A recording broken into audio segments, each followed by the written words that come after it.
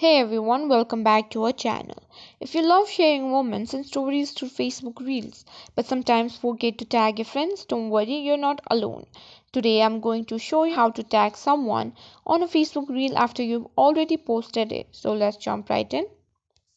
First up, open the Facebook on your phone. Make sure you're logged in into your account.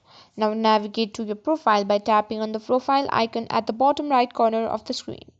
Scroll down to your Reels section and find the reel you want to add a tag to. Once you find it, tap on it.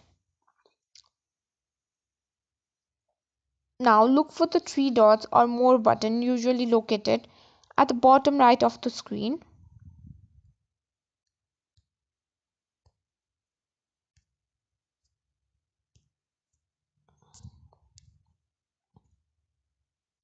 Here you can see the edit post.